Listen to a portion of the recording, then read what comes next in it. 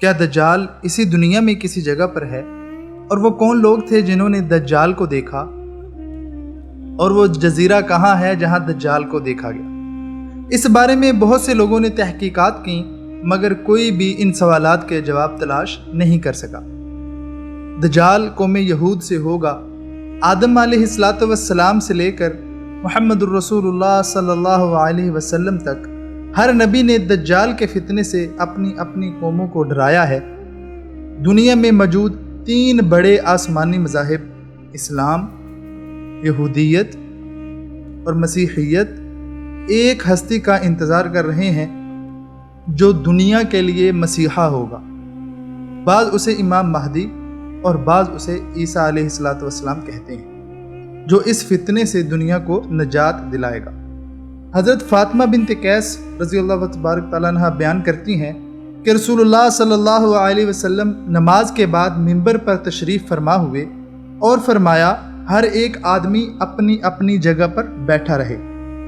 پھر فرمایا کیا تم جانتے ہو کہ میں نے تمہیں کیوں اکٹھا کیا ہے؟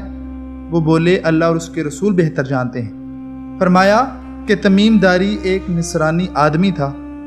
اس نے کہا کہ وہ لخم اور جزام قبیلے کے 30 آدمیوں کے ساتھ بحری جہاز میں سوار تھا کہ مہینہ بھر بحری موجیں ان کی کشتی سے کھیلتی رہیں، حتیٰ کہ ان کی کشتی مغرب کی طرف ایک جزیرے سے جا لگی۔ پھر وہ ایک چھوٹی کشتی میں سوار ہو کر جزیرے میں جا اترے، جہاں انہیں ایک گھنے بالوں والا جانور ملا جس کے جسم پر بال ہی بال تھے۔ انہوں نے پوچھا تو کون ہے؟ جانور نے کہا میں جاسوس ہوں۔ انہوں نے کہا کس کا جاسوس؟ وہ جانور کہنے لگا اس شخص کی طرف چلو جو ویران جگہ میں ہے اور تمہاری خبر کا مشتاق ہے۔ ہم اس کے پیچھے تیز سے چلنے لگے اور اس جگہ پر پہنچے تو وہاں اتنا بڑا انسان دیکھا کہ ویسا قد اور آدمی کبھی نہیں دیکھا، مگر وہ لوہے کی زنجیروں سے جکڑا ہوا تھا۔ اس کے دونوں ہاتھ گردن کے پیچھے اور پاؤں ٹخنوں کے ساتھ مضبوط لوہے سے باندھے ہوئے تھے۔ ہم نے پوچھا اے کمبخت انسان تو کون ہے؟ اس نے کہا میری خبر تو تم حاصل کر ہی لوگے، پہلے یہ بتاؤ تم کون ہو؟ لوگوں نے کہا ہم اہل عرب ہیں اور ایک سمندری جہاز میں محو سفر تھے کہ سمندر میں طغیانی آ گئی۔ ہم پورا مہینہ سمندر میں رہے، پھر ہماری کشتی اس جزیرے کے قریب پہنچی اور ہم چھوٹی کشتیوں میں سوار ہو کر یہاں آ گئے۔ اس نے کہا مجھے بیسان کے نخلستان کی خبر دو، کیا وہ پھل لاتا ہے یا نہیں؟ ہم نے کہا ہاں وہ پھل لاتا ہے۔ اس نے کہا عنقریب وہ پھل نہیں لائے گا۔ پھر کہا مجھے بحیرہ تبریہ کی خبر دو، کیا اس میں پانی رواں دواں ہے؟ ہم نے کہا ہاں خوب رواں دواں ہے۔ اس نے کہا عنقریب وہاں پانی خشک ہو جائے گا۔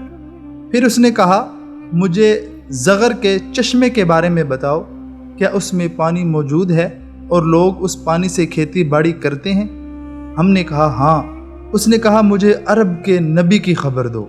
ہم نے کہا وہ مکے سے ہجرت کر کے مدینے جا پہنچے ہیں۔ اس نے کہا کیا اہل عرب نے اس سے لڑائی کی؟ ہم نے کہا ہاں اس سے لڑائی کی۔ اس نے کہا پھر کیا نتیجہ رہا؟ ہم نے کہا کہ وہ اپنے گرد و نواح پر غالب آ چکا ہے اور لوگوں نے اس کی اطاعت اختیار کر لی ہے۔ وہ کہنے لگا کہ لوگوں کے لیے اس کی اطاعت ہی بہتر ہے۔ پھر اس نے کہا کہ میں مسیح الدجال ہوں اور اب مجھے عنقریب خروج کی اجازت دے دی جائے گی اور میں 40 دنوں میں پوری زمین کو فتح کر لوں گا، مگر مکہ اور مدینہ مجھ پر حرام کر دیا گیا، میں وہاں داخل نہیں ہو سکتا۔ اس حدیث سے معلوم ہوتا ہے کہ دجال اسی دنیا میں ہے اور کسی جزیرے میں بیڑیوں کے اندر قید ہے۔ آج تک اس کی کوئی بھی تلاش نہیں کر سکا۔ لوگ مختلف جزیروں میں اس کے وجود کا خیال ظاہر کرتے ہیں، مگر حقیقت کیا ہے یہ تو اللہ ہی بہتر جانتے ہیں۔